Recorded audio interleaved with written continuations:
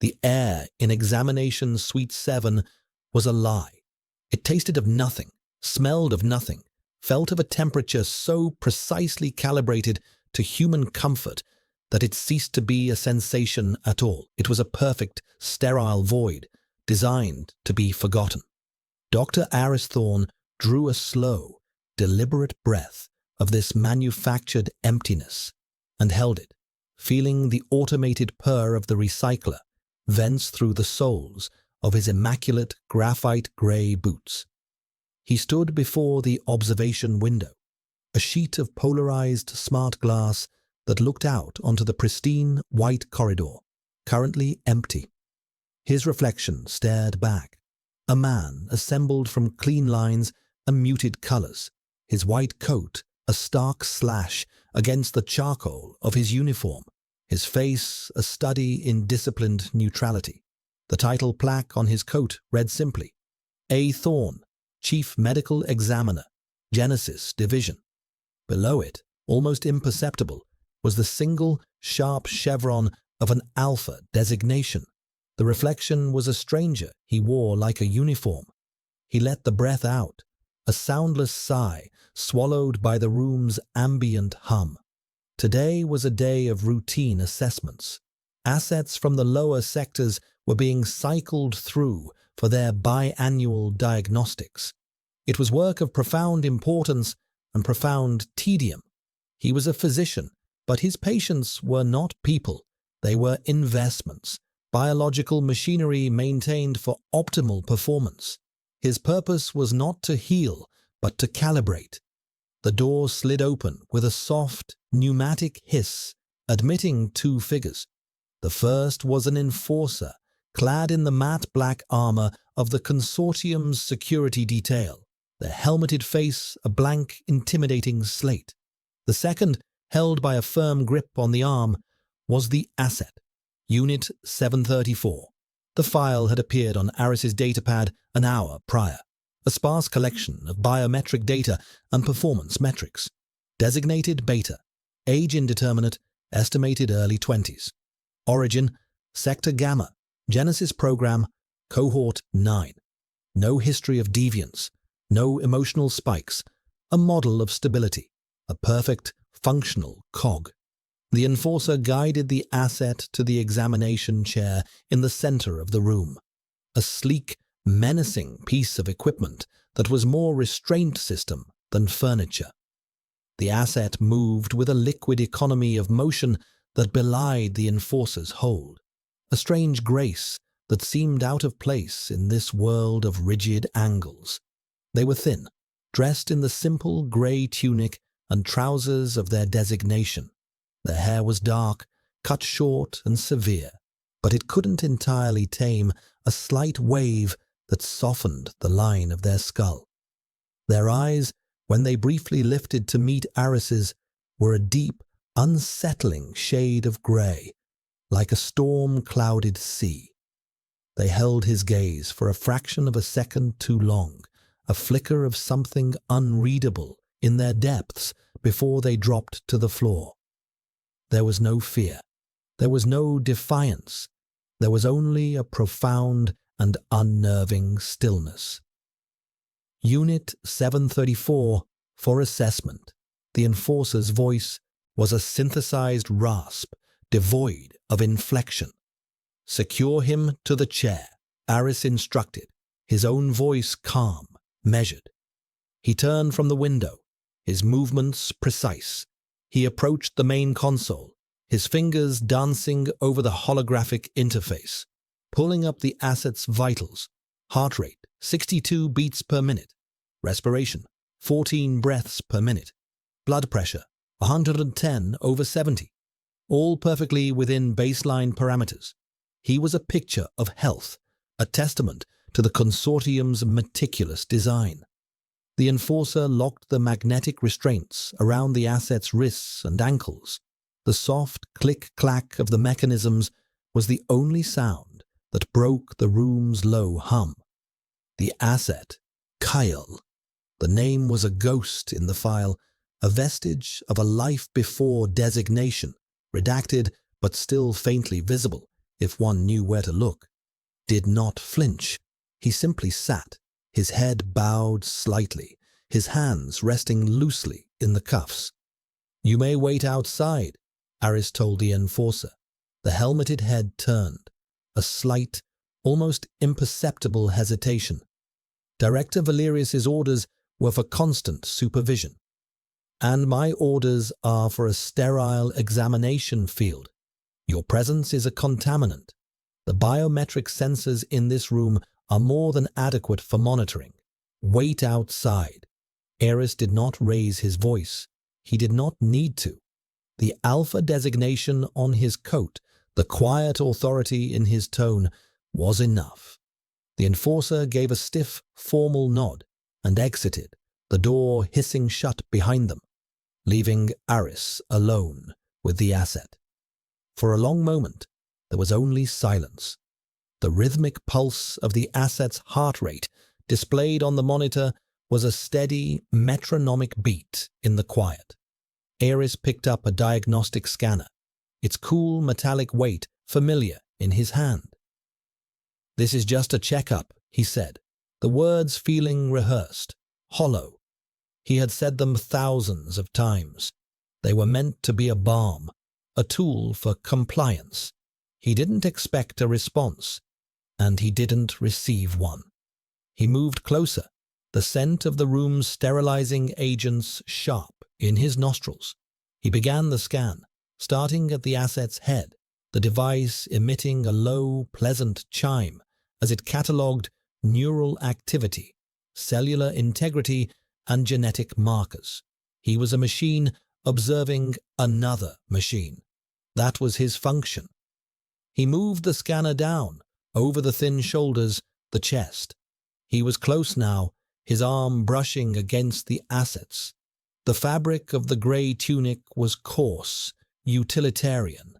He could feel the slight warmth of the body beneath it, a subtle reminder of the life humming within the vessel. And then, beneath the chemical sterility of the room, beneath the scent of ozone from the equipment and the antiseptic wash on his own hands, he smelled something else. It was faint, impossibly faint, a ghost of a scent. It was not a product of this place. It was organic, alive. It was the smell of damp earth after a long rain, of crushed green leaves, of something wild and achingly familiar. He paused, the scanner hovering over the asset's chest. His own heart, for the first time in years, skipped a beat.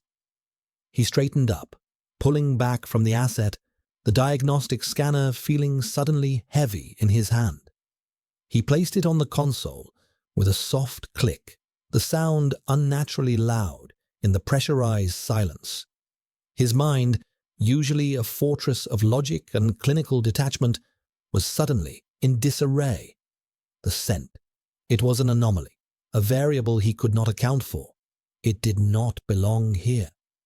The air filtration systems in the Genesis division were absolute, scrubbing every molecule of organic material from the recycled atmosphere.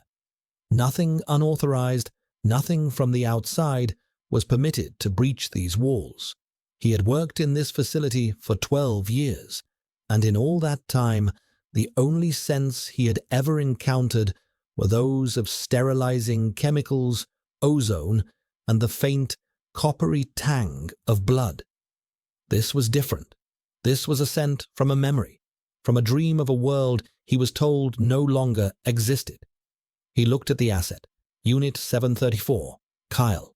The man, the asset, remained perfectly still in the examination chair, his head still bowed, his dark hair falling over his brow. He seemed unaware of the turmoil he had ignited in Aris's mind, or he was exceptionally good at concealing it. Aris walked a slow circle around the chair, a predator assessing its prey, though he was not sure who was which in this sudden, jarring equation. He tried to rationalize it, a malfunction in the air system, a contaminant on the enforcer's armor, picked up from a less secure sector. A hallucination, a phantom sensation brought on by fatigue. He was a scientist. He dealt in data, in verifiable facts. A scent was merely a collection of airborne chemical compounds interacting with olfactory receptors. It could be identified, classified, and neutralized. But this felt different. This was not just a scent. It was an echo of a life that was not supposed to be possible within the consortium's ordered world. He returned to the console, his movements stiff. He rechecked the assets file. Every piece of data screamed compliance, stability, control. Subject shows no signs of emotional resonance. Pheromonal output is negligible, consistent with beta-class suppressants. No unauthorized contact, no exposure to external environments.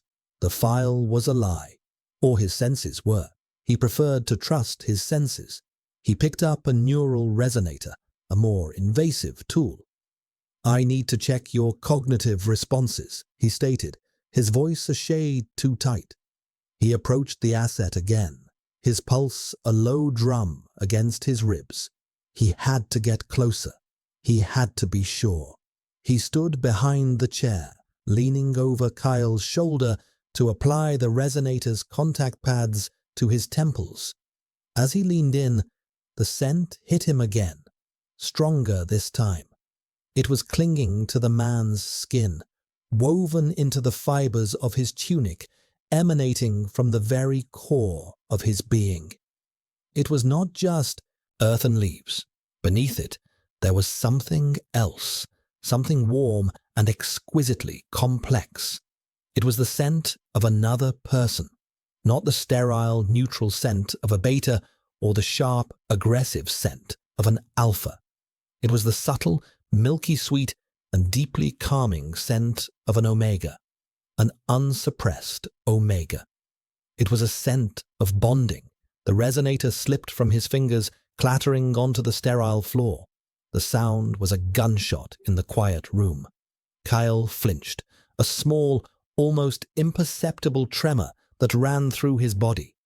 He lifted his head slowly, his grey eyes finding irises in the polished reflection of a nearby instrument panel. The stillness was gone. In its place was a flicker of something raw, something guarded, something terrified. Iris stared at their mirrored reflections. His own face was a mask of shock, his professional composure shattered. The asset's face was pale, his lips pressed into a thin line. In that shared gaze, a silent, frantic communication passed between them. I know what you are hiding." The world tilted on its axis. An omega, a bonded omega. Here, in the heart of the Genesis division, where such things were a biological impossibility, a myth from a chaotic past, the consortium had worked for a century to eradicate. Omegas were extinct, they were told. Their emotional volatility, their uncontrollable biological cycles had been engineered out of the gene pool decades ago. They were incompatible with an ordered society. And bonding was a fairy tale, a dangerous fiction, a primal connection that superseded loyalty to the state. It was heresy. It was treason. Aris felt a cold dread wash over him, followed by a surge of something else, something he hadn't felt since he was a boy. Before the conditioning, before the training, a fierce, protective instinct, an alpha's instinct. He was not an asset. The thought came unbidden, sharp and clear.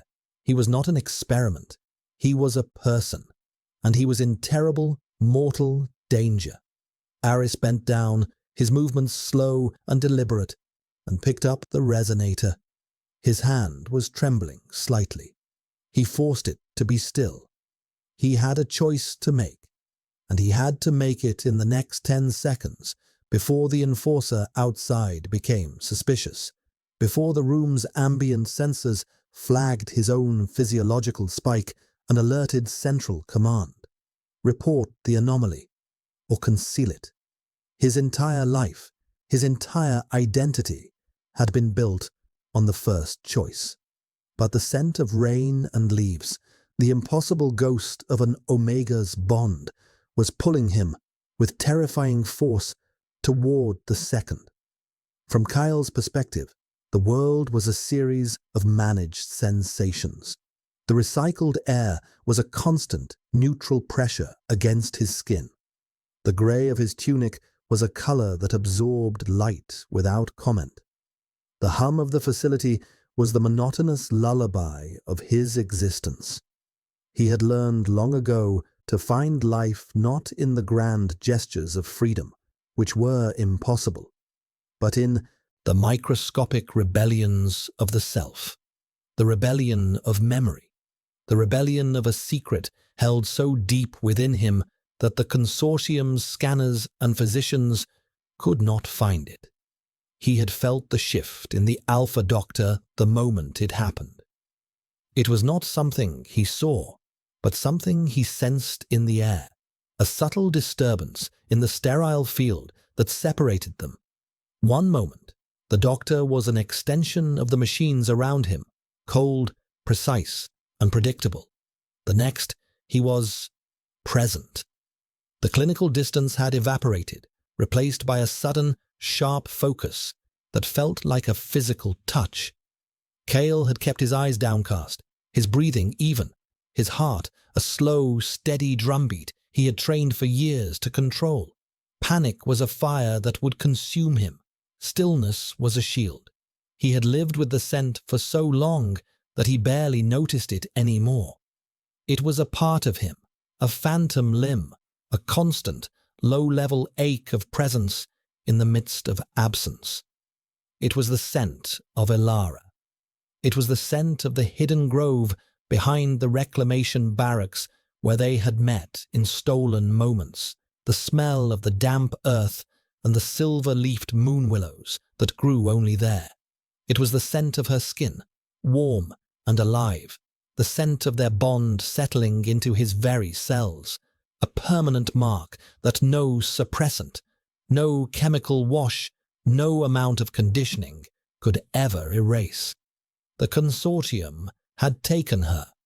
They had told him she was decommissioned, a sterile word for an obscene act.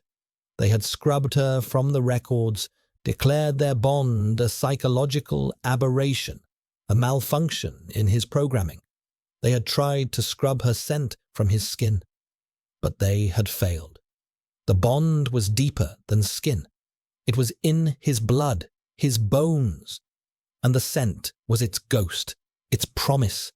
He had felt the Doctor lean closer, and he had braced himself. He had endured countless examinations. He knew the routine, the cold touch of metal, the detached questions, the search for any crack in his carefully constructed facade. But this was different.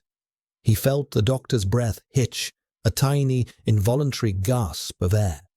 He felt the sudden tension in the man's arm as it brushed against his own. And then, the clatter of the fallen instrument. It was a sound of profound failure, of control being lost. In this place, nothing was ever dropped. Kyle lifted his head, a calculated risk. He met the Doctor's eyes in the reflection, a distorted, warped view of the scene. He saw not the cold authority of an alpha examiner, but the wide-eyed shock of a man seeing a ghost. In that moment, Kale understood. The Doctor had smelled it. He had smelled her. The shield of his stillness cracked. A tremor of pure, cold terror ran through him. This was the end.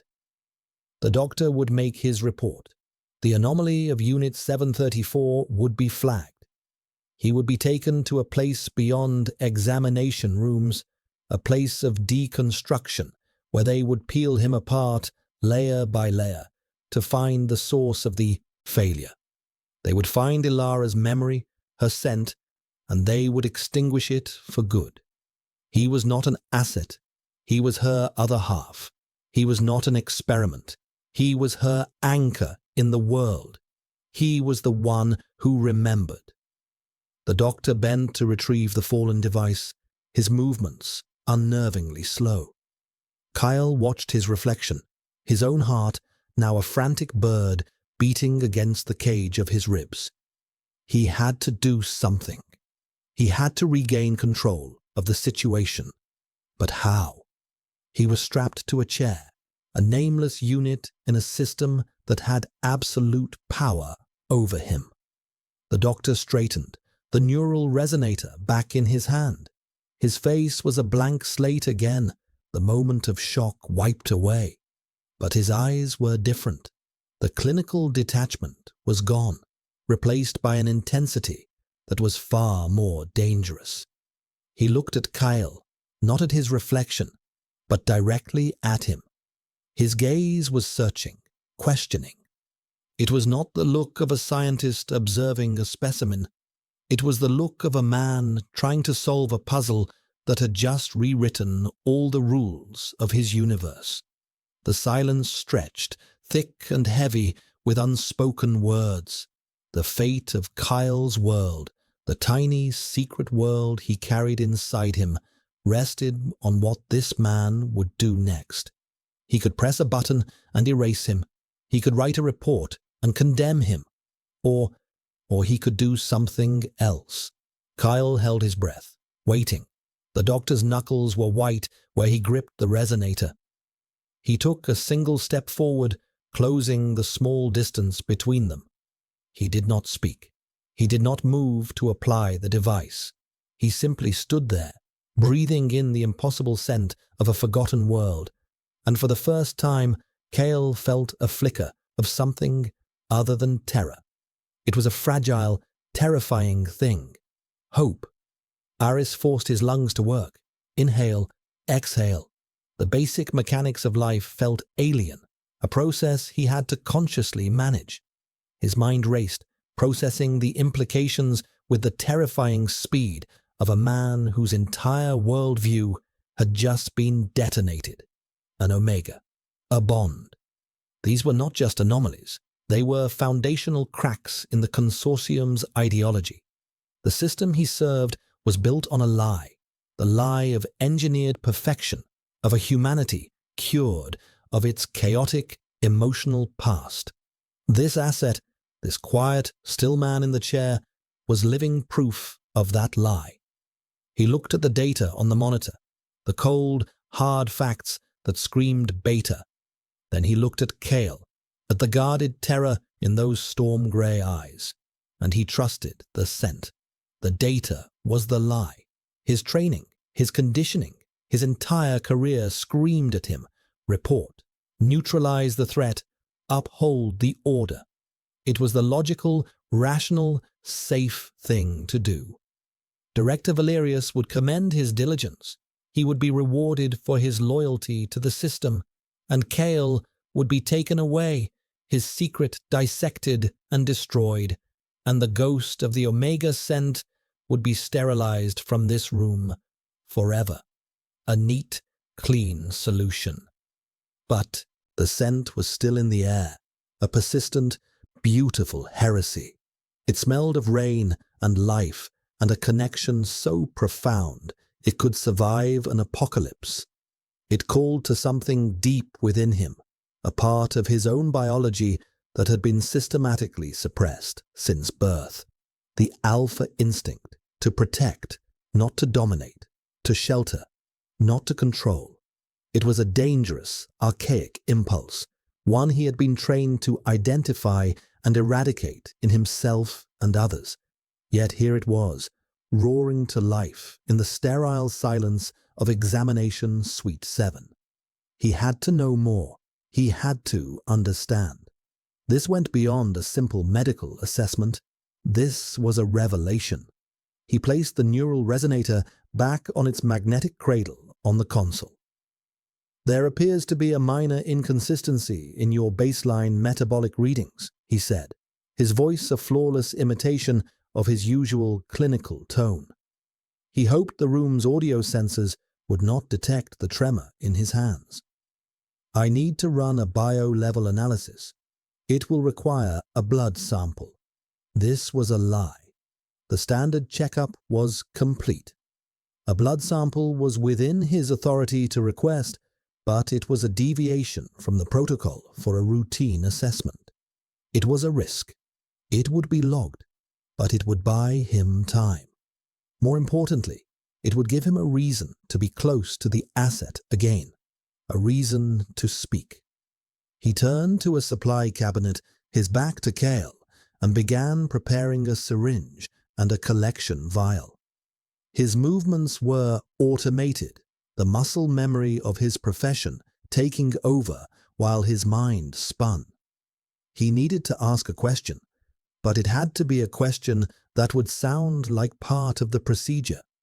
A question that would mean nothing to the listening algorithms, but everything to the man in the chair.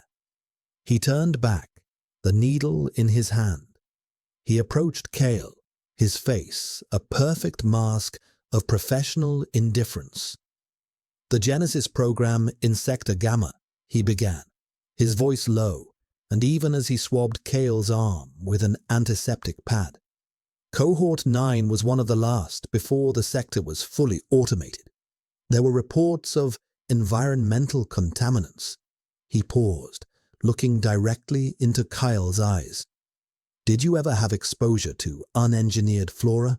Moon willows, for instance?"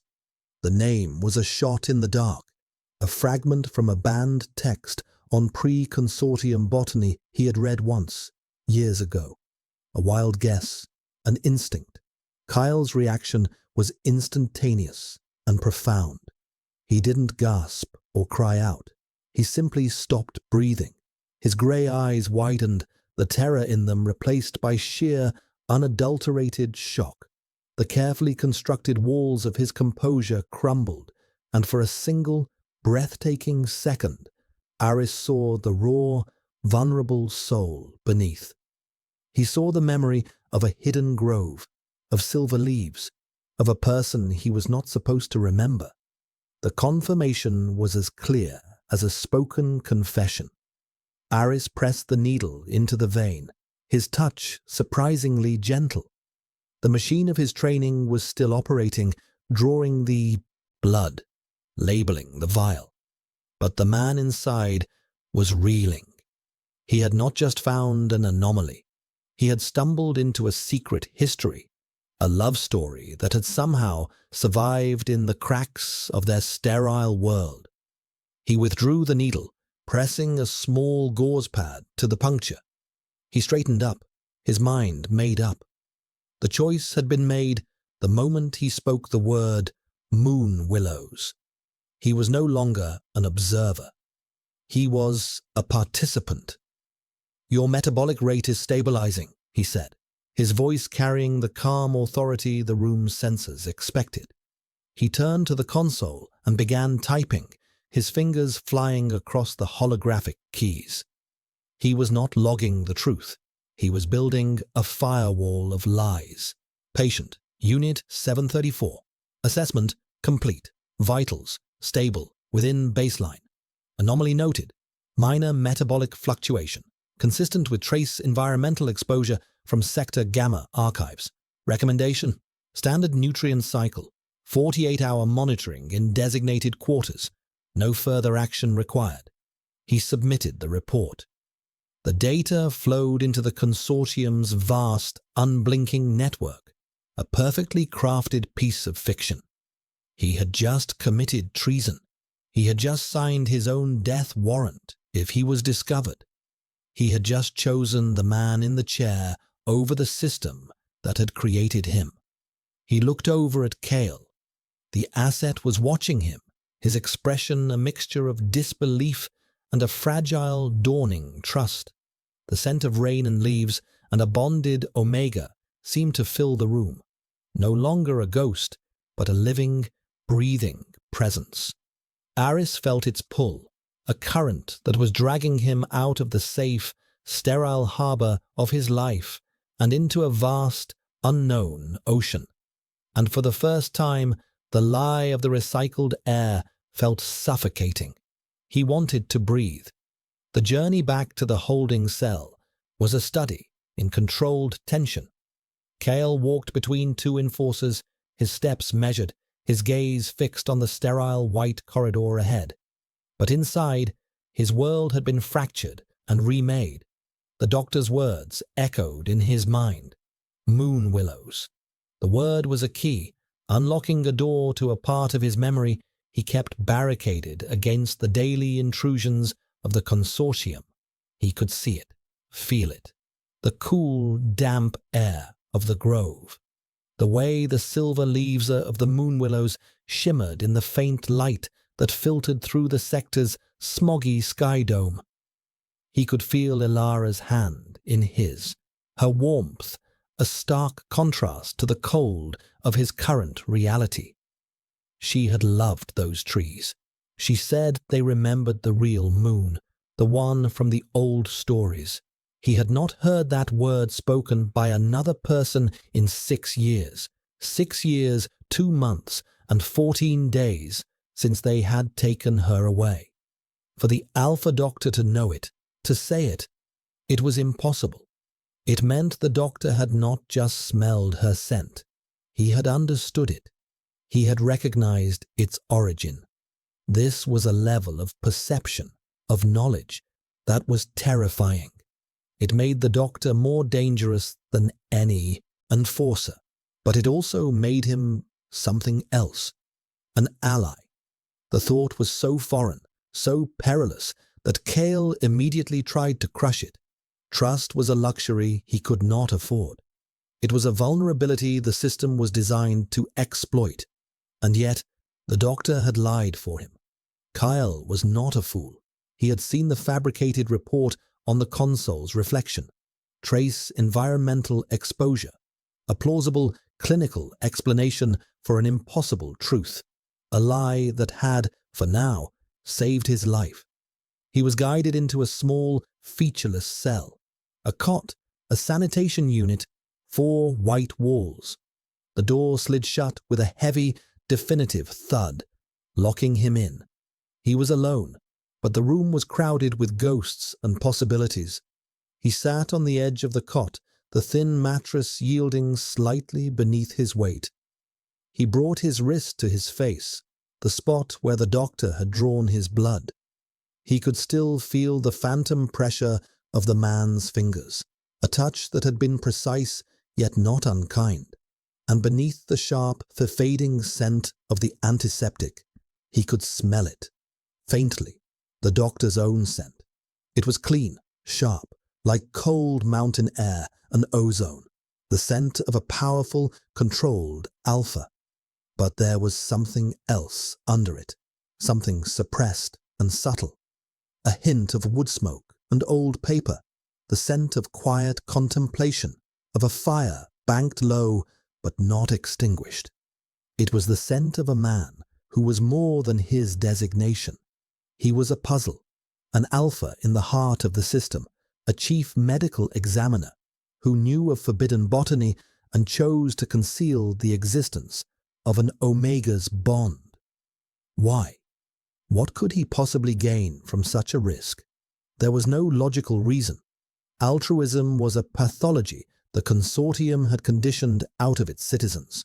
Compassion was a weakness. For an alpha to protect an asset designated as beta, it defied all the rigid hierarchies of their world. Kyle lay back on the cot, his hands clasped behind his head, and stared at the seamless white ceiling. He thought of Ilara.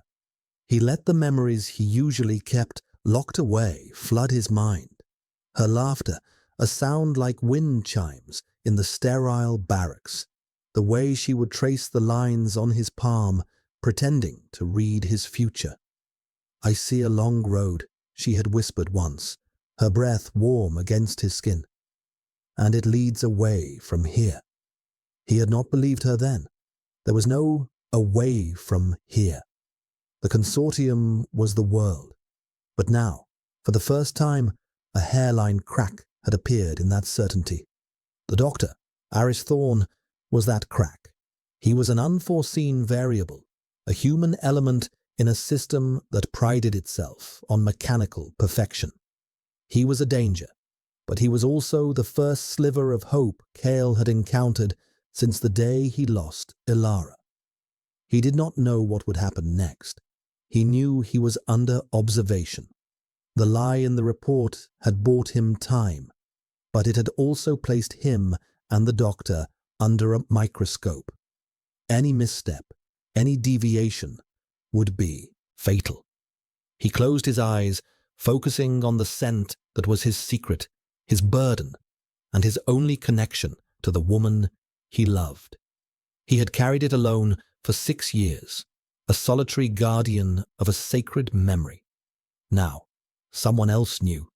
The secret was shared, and that knowledge was both a terrifying vulnerability and a profound, aching relief.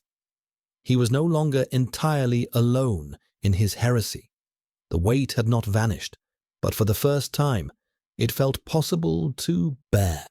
The white ceiling above him seemed less like the lid of a coffin and more like a blank page, waiting for a new story to be written.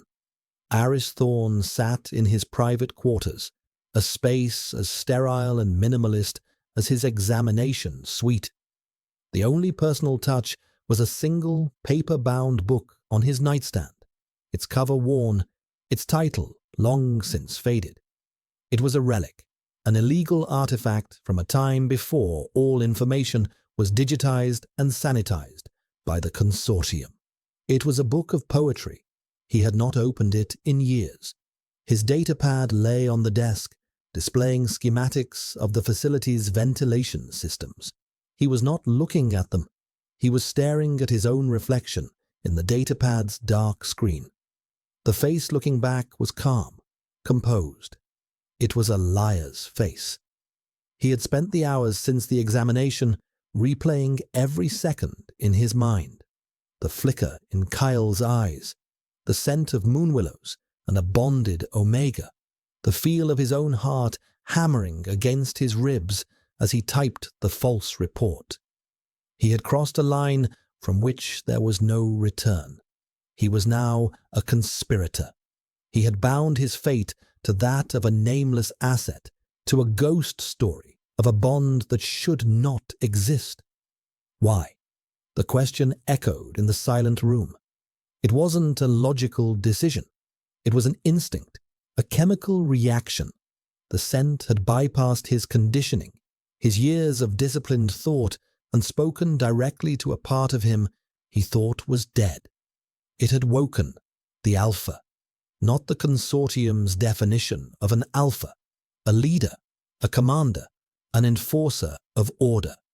It had woken the primal alpha, the part that recognized a sacred bond and felt an overwhelming, illogical imperative to protect it. He was a doctor. He had taken an oath, not to a state, but to the principle of life.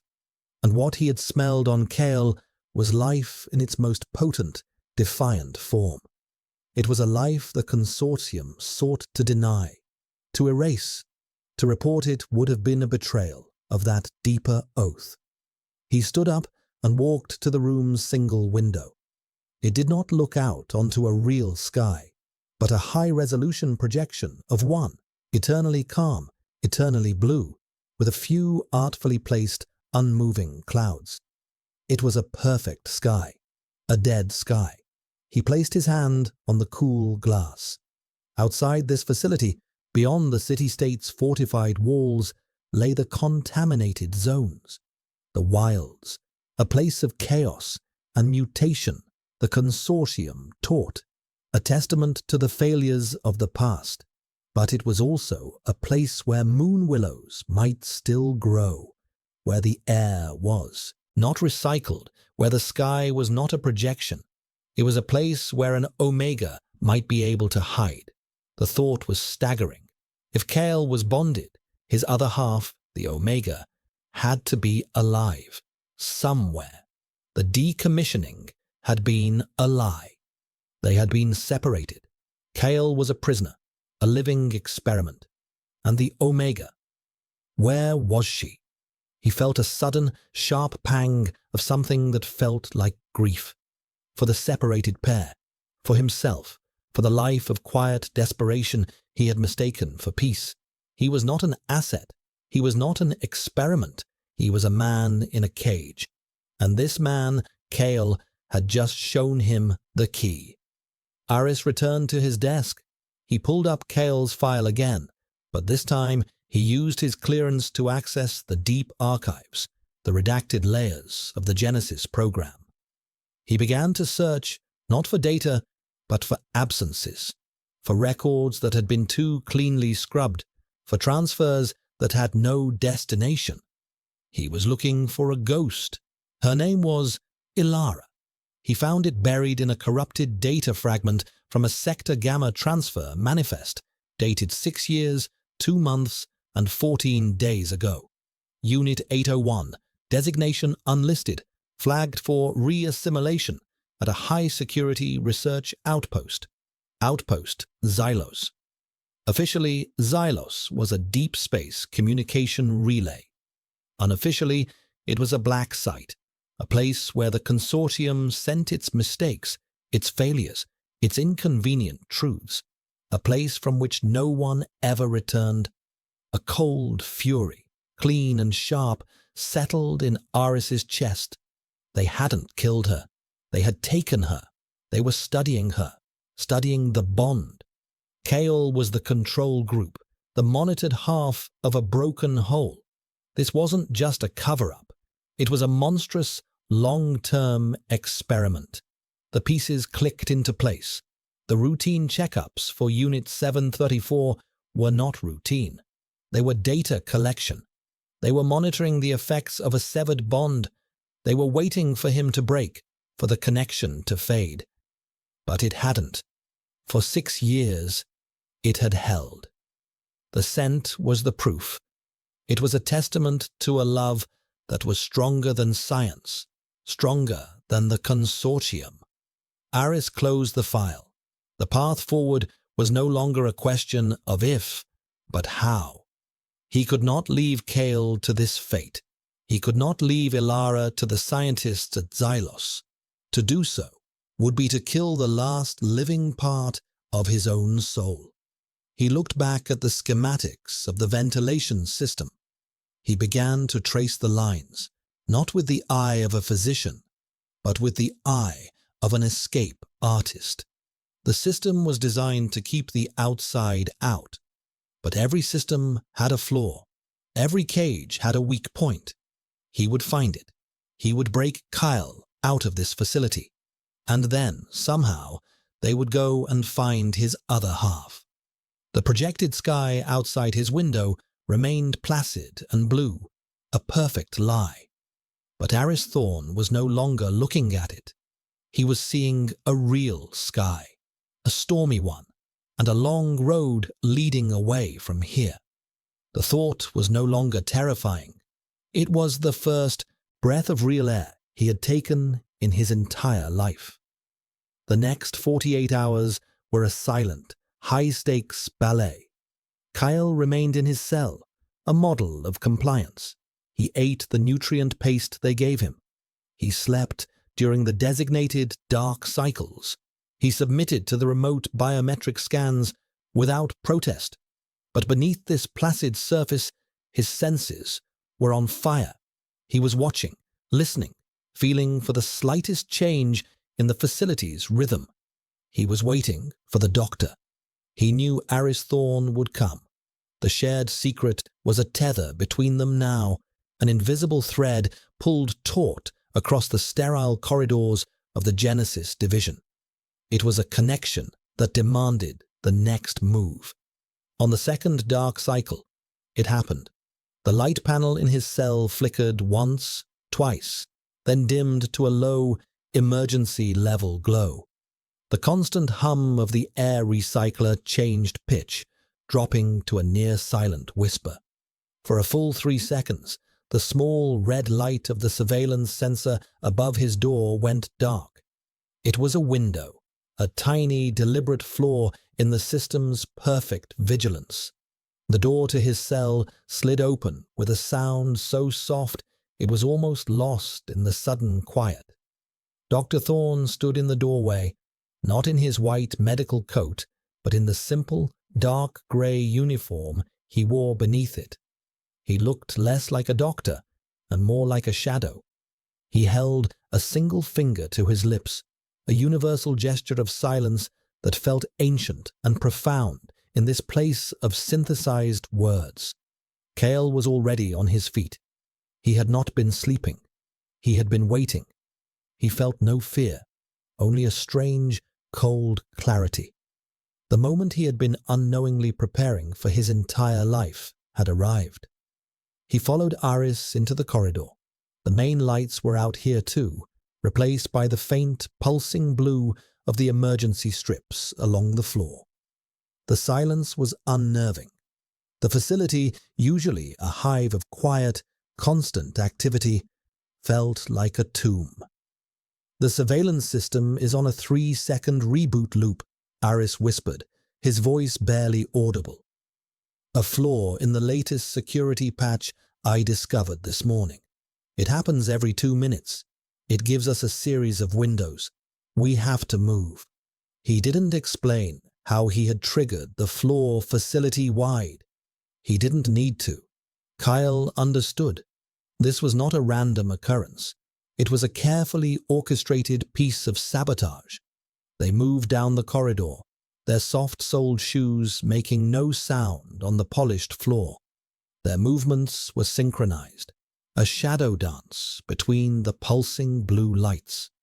Kyle could feel the doctor's presence at his side, a solid, reassuring warmth in the cold air. He could smell the faint scent of ozone and wood smoke, a strange and comforting combination. "Where are we going?" Kyle whispered, his voice hoarse from disuse. "Sub-level 3, the old atmospheric intake tunnels. They were sealed off after the last purification mandate, but the external vents should still be accessible. They lead to the Undercroft." The Undercroft. The word was a legend among the assets, a ghost story whispered in the dark of the barracks. The vast, forgotten maintenance levels beneath the city, a maze of pipes and conduits from before the consortium's rise, a place where people could disappear. They reached a service junction. Iris paused, pressing his hand against a wall panel. He held it there, his eyes closed in concentration. Kyle watched him, puzzled. After a moment, Iris looked at Kyle. "Your enforcer escort from the examination. I need you to picture him, clearly. His height, the way he walked, the sound of his synthesized voice." Kyle stared at him, then understood. He closed his eyes and summoned the image of the black-clad figure, the memory of the firm, impersonal grip on his arm. Iris was an alpha, a powerful one. He wasn't just using his intellect. He was using his biology, his innate authority. He was projecting a command, an illusion. "Security protocol override," Iris murmured, his voice taking on a low, resonant frequency that vibrated in Kale's bones.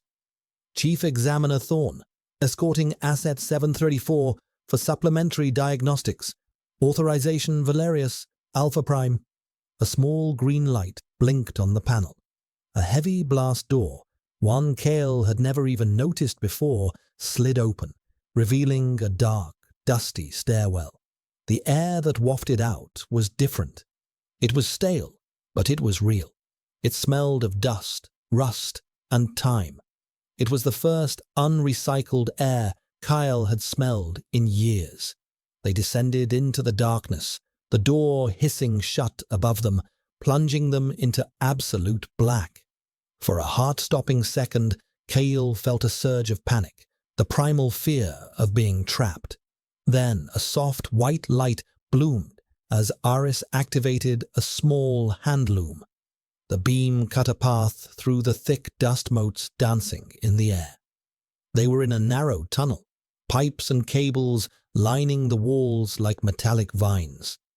"The internal sensors are offline down here," Iris said, his voice echoing slightly in the confined space. "But we're not out yet. He handed Kale a small, dense nutrient bar and a water pouch. "Eat. You'll need the energy." They ate in silence, the only sounds the rustle of the wrapper and their own soft breathing. The food was tasteless, purely functional, but it felt like a sacrament. In the quiet darkness, with the taste of freedom so close, Kyle felt a question surface, one he had to ask. "Why?" he asked, his voice low. "Why are you doing this?" Aris stopped chewing. He turned the beam of the hand loom so it wasn't shining directly in their faces, casting them in soft, indirect light. His expression was serious, his eyes dark pools of shadow. "I saw the file for Unit 801, he said simply. "Ilara, I know where they took her." Kyle's breath caught in his throat. The nutrient bar in his hand felt like a stone. Ilara. Hearing her name spoken aloud by someone else, here in this forgotten place, was like being struck by lightning. It made her real again. Not just a memory, not just a scent, but a person who existed somewhere, right now. Where? Kyle's voice was a raw, broken thing. "A black site, a research outpost called Xylos," Aris said, his tone grim. "They're studying her. They're studying the bond. You've been their guinea pig for 6 years, Kale." The clinical coldness of the truth was more brutal than any physical blow. A wave of nausea and rage washed over Kale. They had not just taken her. They had put her in a cage to be observed, prodded, and analyzed. They had used their separation, their pain, as data. He crushed the nutrient bar in his fist, the paste oozing between his fingers. He looked at Aris, his grey eyes blazing in the dim light. The quiet, compliant asset was gone. In his place was a man with nothing left to lose. "Then we're not just escaping," Kyle said, his voice dangerously quiet. "We're going to get her back." Aris met his gaze. The Alpha Doctor, the agent of the system, nodded slowly. In the dusty darkness of a forgotten tunnel, a new purpose was forged between them. It was no longer just about survival. It was about reclamation. It was about a bond that a sterile world had tried and failed to break. The journey through the sub-levels was a descent into the city's forgotten history. The smooth, sterile corridors of the Genesis division gave way to rough-hewn concrete and rusted metal. The air grew thick with the smell of decay and dormant machinery. It was the smell of a past the consortium had tried to pave over, but which lingered on, stubborn and deep. Aris led the way, navigating the labyrinthine tunnels with a confidence that surprised Kale. He moved like a man who had studied the blueprints not just of the facility, but of the very idea of confinement. He seemed to know every weak point, every forgotten passage. "How do you know all this?" Kale asked, as they squeezed through a narrow gap behind a massive, silent power conduit. "My father was one of the architects of the primary grid," Aris replied, his voice tight in the enclosed space. "Before the unification, he believed in systems, in order. He thought he was building a better world." There was a universe of bitterness in that simple statement. "He taught me how systems work and how they break." They came to a massive circular hatch sealed with a thick locking wheel. It was rusted shut. This was the entrance to the main atmospheric intake tunnel. Aris put his shoulder to the wheel and pushed. It didn't budge. He grunted with effort, the muscles in his back and shoulders straining against the dark fabric of his uniform. Kyle joined him, placing his hands beside the doctor's. "Together," Aris said, his breath misting in the cool air. They pushed. Kyle focused all his strength, all his grief and rage and desperate hope into the movement. For a moment, nothing happened. Then, with a deep, groaning screech of tortured metal, the wheel began to turn. It moved an inch, then another. The sound was deafening. In the silence, a protest from a long-dead machine. They worked in a grim, rhythmic unison, their breath coming in ragged gasps.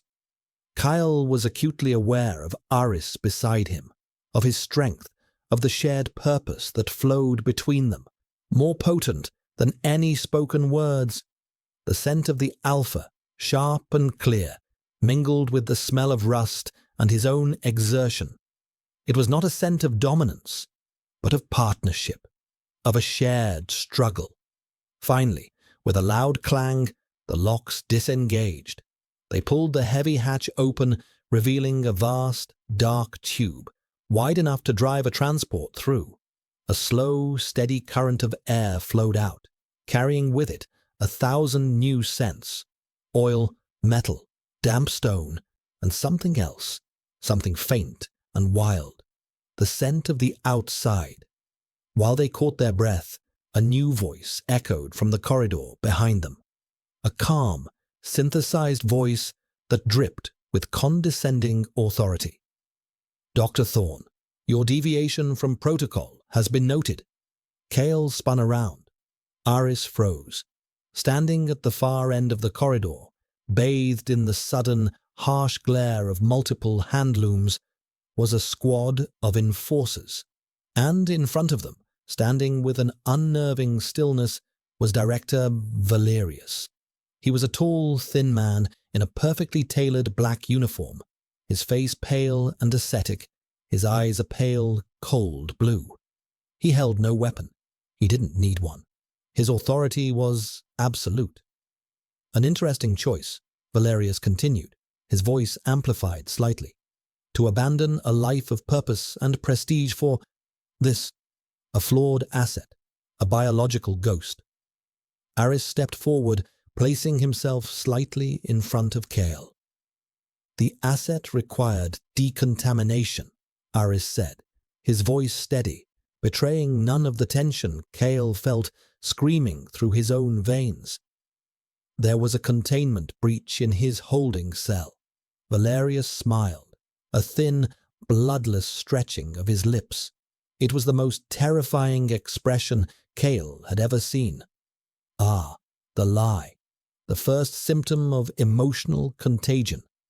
"You always were susceptible, Aris, so much like your father, full of brilliant, ordered thoughts, but with a fatal flaw in your heart, a misplaced sentimentality." He took a slow step forward, the enforcers moving with him in perfect, menacing synchrony. "I must admit, I'm impressed. To find this route, to orchestrate the system failure, it took ingenuity. But all systems have fail-safes, and all sentimentalities have a price." He gestured slightly with his hand. "The asset, 734, has been reclassified. He is no longer a subject for observation. He is a biological contaminant. He is to be sterilized. You, Doctor, are to be taken for recalibration. Your value to the consortium is too great to simply discard. Sterilized. Recalibrated. The consortium's clean words for murder and a fate worse than death." Kale felt a cold dread settle in his stomach. This was the end of the road. They were trapped, but Aris did not move. He did not raise his hands. He simply stood his ground, his shoulders back, his chin high. "You're wrong, Director," Aris said, his voice quiet but resonant, carrying the full weight of his alpha designation. "He is not a contaminant. He is proof that your system is built on a lie." "A romantic notion," Valerius sighed, as if bored. "Take them." The enforcers raised their pulse rifles, the targeting lasers painting red dots on Aris's and Kale's chests. In that split second, with the end rushing toward them, Aris did something Kale never would have expected. He didn't fight. He didn't run. He grabbed Kale's arm. "Trust me," he breathed, and then he pulled them both backward into the vast, dark emptiness of the intake tunnel. They fell. For a heart-stopping moment, there was only the sensation of weightlessness, the rush of air, and the receding shouts of the enforcers. Then they hit a steep, smooth slope, a river of metal, and began to slide faster and faster into the roaring darkness of the city's mechanical lungs. The red targeting lasers vanished, swallowed by the black. They were not captured. They were not dead.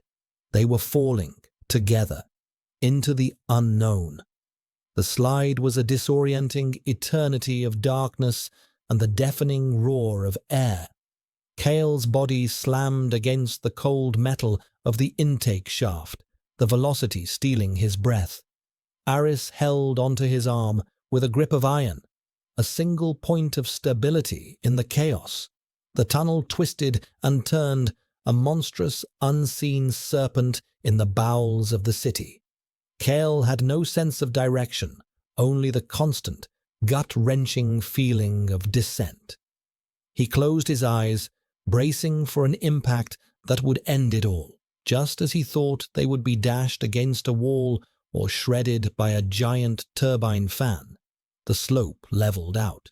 They shot out of the tunnel's mouth and into a vast, cavernous space, their momentum carrying them across a dusty floor before they finally skidded to a painful halt.